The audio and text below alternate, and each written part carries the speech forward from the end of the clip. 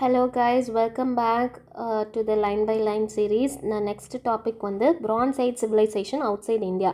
India விட்டு வெளியில் bronze ageல என்ன மாதிரி civilizations நடந்தது, அதோடைய பேரெல்லாம் அதை பற்றின டீட்டெயில்ஸாக we will study in this part.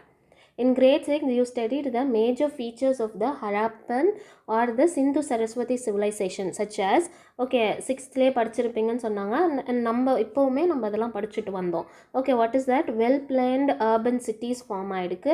Water management and the drainage system. Water management is nothing but, okay, ஒரு ரிவர் இருக்குது, அது பக்கத்தில் தான் civilization நடந்திருக்கு, வீடெல்லாம் பண்ணுறாங்க அப்படின்னா அந்த வீட்டுக்கு ப்ராப்பராக அந்த லைன் பை லைன் இப்போ நிறைய வீடு இருக்குது அப்படின்னா அதுக்கெல்லாம் எப்படி ப்ராப்பராக வாட்டர், நல்ல வாட்டர் எப்படி கொடுக்கறது, அண்ட் அதே மாதிரி இங்கேருந்து வேஸ்ட் வாட்டர்ஸை எப்படி சேனல் போட்டு அவங்க கலெக்ட் பண்ணி அதை எப்படி எங்கே கொண்டு போகிறாங்க, இதெல்லாம் பற்றி பண்ணுறது தான் water management and drainage systems. And standard weights and the measures நம்ம முன்னாடி பார்த்தோம் இல்லையா, அந்த கியூபிக்கல் ஷேப்பில் ஸ்டோன்ஸ்லாம் வச்சுருந்தாங்க, weights like multiples of 2 and multiples of 10 அதெல்லாம் பண்ணுறது. அதுக்கப்புறம் ஸ்டோன் பீட்ஸ், இந்த லப்பீஸில் 2C பார்த்தோம் இல்லையா, blue colour stones and orange colour stones எல்லாம் வச்சு பீட்ஸ் பண்ணது. அதுக்கப்புறம் inscribed seals are nothing but இப்போ நம்ம எப்படி ரப்பர் ஸ்டாம்ப்லாம் அடிக்கிறோமோ அந்த மாதிரி அங்கே ஒரு ஸ்டாம்ப் வச்சுருப்பாங்க, லைக் உட்டன் பிளாக்ஸில் சீல்ஸ் இருக்கும். அது வந்து அந்த பாட்ரி மேலே இல்லை ஒரு கிளே மேலே இதிலெல்லாம் அவங்க சீல்ஸ் வைப்பாங்க. அண்ட் அவங்க லேட்டர் ஆன் ஸ்கிரிப்ட்ஸ் டெவலப் பண்ணாங்க. Okay, in this section we will explore the main features of the other Bronze Age civilization that were contemporary with the Harappans. அதாவது ஹராப்பன்ஸ் வந்த மாதிரியே அந்த சமயத்திலே அந்த காலகட்டத்திலே வேற வந்த சிவிலைசேஷன்ஸை, அதுவும் பிரான்ஸ் ஏஜில் நடந்த சிவிலைசேஷன்ஸை நம்ம பார்ப்போம்னு சொல்கிறாங்க.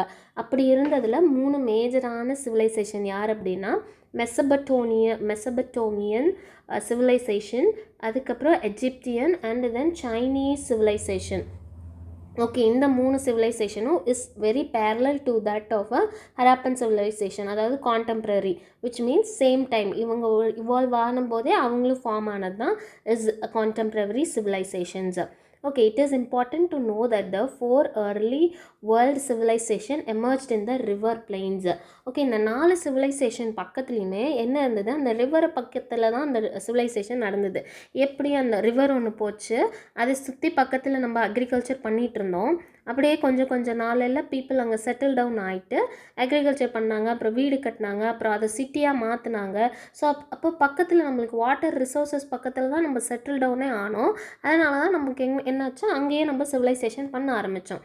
ஓகே, ஸோ அந்த மாதிரி ஹராப்பன் சிவிலைசேஷன் பக்கத்தில் என்னென்ன ரிவர் இருந்தது, சிந்து, அதை தான் நம்ம ப்ரெசன்ட் டேயில் அதை இண்டஸ்ன்னு சொல்கிறோம். And Saraswati river which is the Ghaggar ரிவர்னு சொல்லலாம். So Harappan civilization is along the Sindhu Saraswati river பக்கத்தில் இருக்குதுன்னு சொல்கிறோம். அதே மாதிரி Mesopotamian civilization is in the region around the Euphrates and the Tigris river in West Asia. I'll show you அந்த ரிவர் எப்படி இருக்கும், அங்கே எங்கே இருக்கும் அப்படிங்கிறத பின்னாடி மேப் கொடுத்துருப்பாங்க. ஸோ இப்போதைக்கு தெரிஞ்சுக்கோங்க, மெசபட்டோமியன் சிவிலைசேஷனுக்கு எங்கே இருக்குது அப்படின்னா அந்த 2 ரிவருக்கு நடுவில் தான், யூத்தரஸ் அண்ட் த டைக்ரிஸ் ரிவர்னு சொல்கிறாங்க. அதே மாதிரி எஜிப்தியன் சிவிலைசேஷன் எங்கே இருந்தது, நைல் ரிவர் பக்கத்தில் தான் அந்த சிவிலைசேஷன் ஆனாங்க. சைனீஸ் சிவிலைசேஷனுமே வந்து ஹுவாங்ஹி பேஷன் இன் த நார்தன் சைனா. ஓகே, அதுவுமே ஒரு ரிவர் தான் அங்கே நடந்ததுன்னு சொல்கிறாங்க. ஜியாகிரபிக்கலி பார்த்தோம் அப்படின்னா Mesopotamia and the Indus and Ghaggar Saraswati valley are closer to each other. இது மெசபட்டோனியாவும் நம்மளுடைய ஹராப்பன் சிவிலைசேஷன் ரெண்டுமே பக்கத்தில் தான் இருந்ததுன்னு சொல்கிறாங்க. ஜியாகிரபிலி அந்த ரிவர்ஸ் பக்கமாக இருக்குது அப்படின்னு சொல்கிறாங்க. These proximity facilitated the strong contacts and trade between the Mesopotamian and Harappan civilization. இதுலேருந்து என்ன தெரியுது, அவங்க பக்கத்துலேயே இருந்த மாதிரி எவிடன்சஸ் நம்மளுக்கு கிடச்சிருக்கு. என்ன எவிடன்ஸ், அவங்க வந்து நல்ல காண்டாக்டில் இருந்தாங்க, ட்ரேடெல்லாம் நிறையா நடந்திருக்கு மெசபட்டோமியாவுக்கும் ஹராப்பனுக்கும் அப்படின்னு சொல்கிறாங்க. அதே சமயத்தில் Egyptian and Chinese civilization on the other hand have a little tangible evidence of their direct contact with the Sindhu Saraswati civilization. அதாவது அதே சமயத்தில் எஜிப்தோ சைனீஸோ வந்து நம்ம கூட அவ்வளோ பெரிய காண்டாக்டில் இல்லை. ஒரு ஃபிசிக்கலான ப்ரூஃப் லைக் எங்கேயாவது ஸ்கிரிப்ட்ஸில் எங்கேயாவது எழுதியிருக்காங்களா, இல்லை அவங்க யூஸ் பண்ண பொருள் நம்மக்கிட்ட ஏதாவது ஆர்கியாலஜிக்கல் சைட்டில் கிடச்சிதா அப்படின்னு பார்த்தா ரொம்ப அப்படிலாம் ஒன்றுமே நடக்கலை. லைக் சைனீஸும் எஜிப்டியன்ஸும் நம்ம கூட அவ்வளோ கான்டாக்டில் இருந்த மாதிரி தெரியல அப்படின்னு சொல்கிறாங்க. So why were the rivers important in the growth of the early civilization அப்படின்னா ஒன்றும் இல்லை, river is a main water resources. இந்த காலத்தில் இருக்க மாதிரி கிரவுண்ட் வாட்டரை நம்பி போர் போட்டு கிரவுண்ட் வாட்டர் எடுத்து இல்லை வந்துட்டு பெரிய வெள்ளு கட்டி தண்ணி சேர்த்து அந்த மாதிரிலாம் நம்மளுக்கு அப்போ அந்த காலத்தில் பண்ண தெரிஞ்சிருக்காது. ஸோ அப்போ அவங்களுக்கு வாட்டர் ரிசோர்ஸ் அப்படியே ஓடுற தண்ணி, இங்கே தண்ணி ஓடிட்டே இருக்குது, ஸோ அங்கேருந்து பக்கத்துலேயே நம்ம சேனல் மாதிரி போட்டு அப்படியே நம்ம தண்ணி நமக்கு தேவை அக்ரிகல்ச்சர் பண்ணிக்கலாம். அப்படி தான் அக்ரிகல்ச்சர் வந்தது. அப்போ அதே இடத்துல தான் அவங்க வாழ ஆரம்பித்தாங்க. அப்புறம் அப்படியே அங்கே ஒரு வீடு கட்டினாங்க. அப்படியே அதை கொஞ்சம் வில்லேஜ் ஆக்கி சிட்டி ஆக்கிட்டாங்க. So why's river is very important because we started water is the main resources. River தான் ரிசோர்ஸஸ். இந்த மாதிரி போர் வாட்டரு இந்த மாதிரிலாம் கிடையாது அப்போது. அதனால் அவங்க அந்த ஏரியாவில் தான் இருக்க முடியும், ரிவர் பக்கத்தில் தான். Okay, that is the reason. Next நம்ம பார்க்க போகிறது மெசபடோமியன் சிவிலைசேஷன் பற்றி பார்க்க போகிறோம். although the four civilization were contemporaries is nothing but ஒரே சமயத்தில் சேம் டைமில் அவங்கெல்லாம் இவால்வ் ஆகியிருந்தாலும் the earliest city based civilization emerged in Mesopotamia. Okay, என்னதான் இவங்கெல்லாம் ஒரே காலகட்டமாக இருந்தாலும் முதல்ல சிட்டியாக இவால்வ் ஆனது யாருன்னா மெசபடோனியாவில் தான் ஆனாங்களாம். மெசபடோமியா மீனிங் அப்படின்னா என்ன, த லேண்ட் இன் பிட்வீன் அப்படின்னு அர்த்தம் இந்த க்ரீக் வேர்டில். For the land drained by the Euphrates and the Tigris river in West Asia. அதாவது வெஸ்ட் ஏஷியாவில் யூத்தரஸ் அண்ட் டைக்ரஸ் ரிவருக்கு நடுவில் இருக்கிற லேண்டு தான் லேண்ட் இன் பிட்வீன் அப்படிங்கிற வேர்டுக்கான meaning. It is a Greek word. Mesopotamia means land in between அப்படின்னு சொல்கிறாங்க. So we will see how it is there. Okay, இங்கே தான் வந்துட்டு பர்ஷியன் கல்ஃப் இருக்குது. ஸோ இங்கேருந்து பாரு ஒரு ப்ளூ கலரில் ரிவர் போகுதா, இதுதான் வந்து அந்த டைக்ரஸ் river.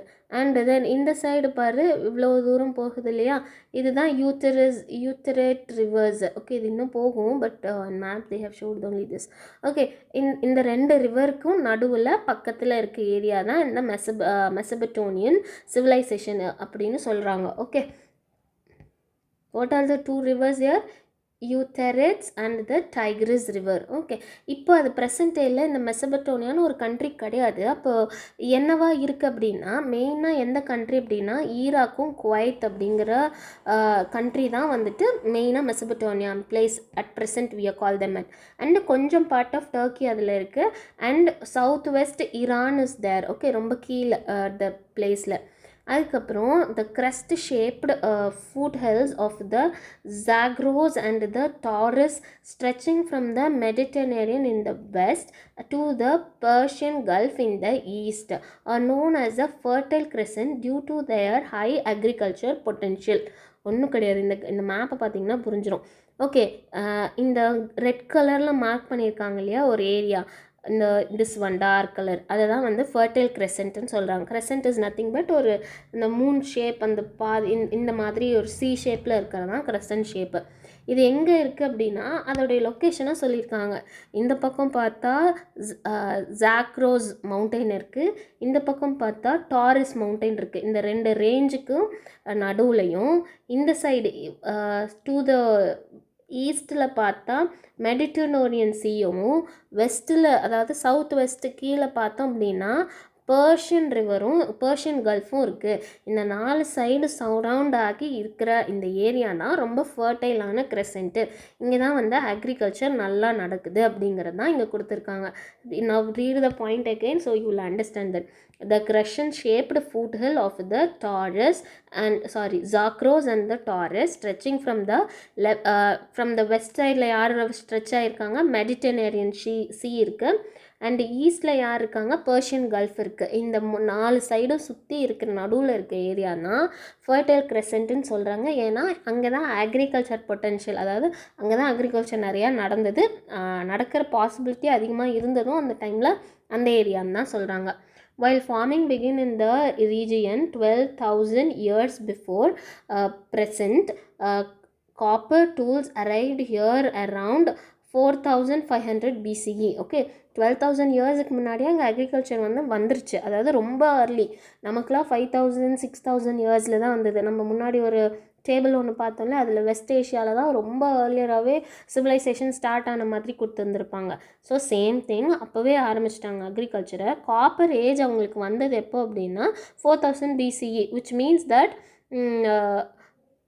see here, so 4000 BCE is nothing but 2026 பண்ணிக்கோ 6 to 5 and 6526 இயர்ஸுக்கு முன்னாடியே வந்துட்டு நம்மளுக்கு வந்துட்டு காப்பர் ஏஜ் அவங்களுக்கு ஸ்டார்ட் ஆகிடுச்சு. நமக்கு எப்போ காப்பர் ஏஜ் ஆரம்பிச்சது? 3000 இயர்ஸ் முன்னாடி தான் வந்துட்டு we had a copper age. Okay, இவங்க ரொம்ப 6000 முன்னாடியே அவங்க ஆரம்பிச்சிட்டாங்க. The arrival of copper help to improve the agriculture and other economic activities. Okay, copper வந்தனால வுட்டில் ஸ்டோனை வச்சு பண்ணிகிட்டு இருந்ததெல்லாம் வந்துட்டு வுட்டில் ஸ்டோன் மட்டும்தான் இப்போ வச்சுருந்தாங்க. ஸோ அதெல்லாம் வச்சு அவங்க பண்ணும்போதுக்கு இது கொஞ்சம் ஈஸியாக இருந்தது அப்படின்னு சொல்கிறாங்க. such as craft production and trade. Okay, அக்ரிகல்ச்சர்லேயும் இம்ப்ரூவ் பண்ணிக்கிட்டாங்க. நிறைய எக்கனாமிக் ஆக்டிவிட்டீஸ் லைக் காப்பரை வச்சு கிராஃப்ட் பண்ணுறது, லைக் டாய்ஸ் பண்ணுறது, அதெல்லாம் ட்ரேட் பண்ணுறது, அதெல்லாம் பண்ணாங்க. This eventually contributed to the broader dissemination of farming across the vast plains of the Euphrates and the Tigris river. Okay, இப்போது அந்த அக்ரிகல்ச்சருக்கு இது ரொம்ப ஹெல்ப்ஃபுல்லாக இருக்குது, ரொம்ப ஈஸியாக பண்ண முடியுதுன்னு தெரிஞ்சோடனே இதை வந்து அப்படியே கொஞ்சம் கொஞ்சமாக அது ஸ்ப்ரெட் ஆகுது. எங்கே? அந்த அக்ரிகல்ச்சர் லேண்ட் வந்து ஸ்ப்ரெட் ஆகுது. அதாவது அந்த கண்ட்ரியோட பார்டர், மெசபடோனியா பார்டர் வந்து சின்னதாக ஆரம்பிச்சிருப்பாங்க, இங்கேயும் இத்தனோண்டு ஆரம்பிச்சிருப்பாங்க. ஒன்ஸ் அக்ரிகல்ச்சர் ஆகுதுன்னு தெரிஞ்சோடனே, ஓகே இதை வச்சு நல்லா டெவலப் பண்ண முடியுதுன்னு தெரிஞ்சோடனே அங்கங்கே நம்மளுக்கு இந்த மாதிரி அக்ரிகல்ச்சர் அண்ட் சிட்டிஸ் அதெல்லாம் ஃபார்ம் ஆக ஆரம்பிச்சுது அப்படின்னு சொல்கிறாங்க. புரியுதா? the area got spreaded with these agriculture farms. That's all they have mentioned here. Okay, next part என்னென்னா, this is the fertile crescent of the extent of the Mesopotamian civilization. எங்கே இருக்குது? 4 side என்னென்னு தெரியணும். ஓகே, நெக்ஸ்ட் வந்து மெசபடோனியன் civilisation. இங்கே பாருங்கள், very early itself they have started their agriculture. Neolithic வந்து 7500 BCலே ஆரம்பிச்சிச்சு. அப்படின்னா எத்தனை வருஷம்? 6 to 5 and then 9500 இயர்ஸுக்கு முன்னாடியே அக்ரிகல்ச்சர் ஸ்டார்ட் பண்ணிட்டாங்க. 5000 BCலேயே காப்பர் வந்து கேத்தலித்திக் ஆரம்பிச்சாச்சு. Copper have started here in 5000 BCலேயே. அப்போது அவங்க ரொம்ப சிவிலைஸ். நம்மலாம் 3000 தான் வந்துட்டு காப்பரேஜே நம்மளுக்கு வந்தது. இவங்க பாரு காப்பர்லாம் ரொம்ப முன்னாடியே ஆரம்பிச்சிட்டாங்க. ஸோ அப்போது தே ஆர் சேம் ஏரியாவாக டைமிங்கில் இருந்தாலும் நம்மளை விட இன்னும் கொஞ்சம் ஏர்லியராக இருக்காங்க அப்படின்னு சொல்கிறாங்க. ஸோ இங்கே பாருங்க, இங்கே நிறைய words are given. Sumerian, Akkadian and then Assyrian, Babylonian அப்படின்லாம் இருக்கு.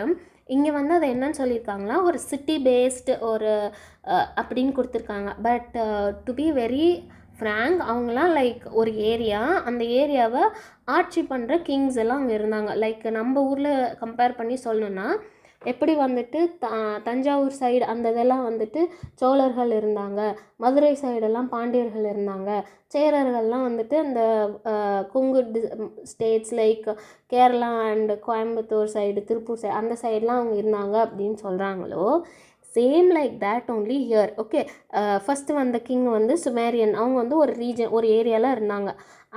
அவங்க பாரு, அவங்க இருக்கும்போதே அக்கேடியன்ஸ் கேம் ஹியர். ஓகே, அக்கேடியன்ஸ் வந்து ஒரு பார்ட், லைக் நம்மளுக்குள்ள பவுண்ட்ரி டிஸ்பியூட் வந்தால் இவங்க அந்த பிடிச்சிக்குவாங்க, அவங்க இன்னும் கொஞ்சம் பிடிச்சிக்குவாங்க. அந்த மாதிரி கொஞ்சம் ஏரியாஸை வந்துட்டு அக்கேடியன்ஸ் have took from Sumerians and they started one thing. And then Akkadians கிட்டேருந்து Assyrian வாங்கிட்டு இருந்தாங்க. And then Assyriansலேருந்து Babylonians, அந்த மாதிரி like the 4 people were there. Okay, 4 பேருமே ஒரு சில காலகட்டத்தில் they have interacted with one another. So for example இங்கே தான் சுமேரியன்ஸ் இருந்தாங்க, அக்கேடியன்ஸ் எல்லாம் இந்த ஏரியாவில் இருந்தாங்க. And then Babylons were there. இந்த ஏரியா ஃபுல்லாக பேபிலோன்ஸ் இருந்தாங்க. இந்த மாதிரி ரீஜன்ஸில் அவங்க ஸ்ப்ளிட் பண்ணி நிறைய பேர் இருந்தாங்க அப்படின்னு சொல்கிறாங்க. Okay, so we will see that over the next 2000 years some large cities became a city states. Okay, சிட்டியாக இருந்தது, அதை எப்படி ஆச்சு, சிட்டி ஸ்டேட்ஸாக மாறிச்சு by developing the governing system. City ஸ்டேட்ஸ்னால் ஒன்றும் இல்லை, which means a sovereign state centered around the city that rules the surrounding territories. Okay, அதாவது முன்ன எல்லாரும் ஒன்றா இருந்தாங்க, அப்புறம் ஒரு சிட்டிஸாக மாறினாங்க. ஸோ இப்போ இந்த சிட்டிஸை என்ன ஆச்சு, இவங்களே ரூல் பண்ணிக்க ஆரம்பிச்சிட்டாங்க. They have ruled their own cities and அது பக்கத்தில் இருக்கக்கூடிய ஏரியாஸையும் அவங்களாம் ரூல் பண்ண ஆரம்பித்தாங்க. So that is called a city states. Okay, they are taking care of their self. அவங்களுக்குன்னு ஒரு கிங் வச்சுக்கிட்டாங்க, அவங்களுக்குன்னு ஒரு ரூல்ஸ் அண்ட் ரெகுலேஷன்ஸ் இருந்தது, அவங்களுக்குன்னு ஒரு டெம்பிள்ஸ் அவங்களே எல்லாம் பில்ட் பண்ணி அவங்க அந்த ஏரியாவை ரூல் பண்ணிக்கிட்டாங்க, அதை சுற்றி இருக்க ஏரியாஸை. அதே போல் இன்னொரு சிட்டி இங்கே ஃபார்ம் ஆகிடுக்கு அப்படின்னா அவங்களும் இதே மாதிரி ஒவ்வொரு இது பண்ணி இப்படி வந்தாங்க. ஸோ அவங்களுக்குன்னு கிங்கு, அவங்களுக்குன்னு ஒரு குயின், அதெல்லாம் வச்சு அவங்களுக்குன்னு ரூல்ஸ் அண்ட் அப்படி வந்தது தான் வந்துட்டு யாருன்னா, among these the four major city based civilization that furnished from 3500 BCE onwards in the Mesopotamia. அதில் வந்தது யார்? சுமேரியன்ஸ் வந்தாங்க, அக்கேடியன்ஸ் வந்தாங்க, அசேரியன்ஸ் வந்தாங்க, பாபிலோனியன்ஸ் வந்தாங்க. Okay, so in the next class we will see what these all of them have done. Okay.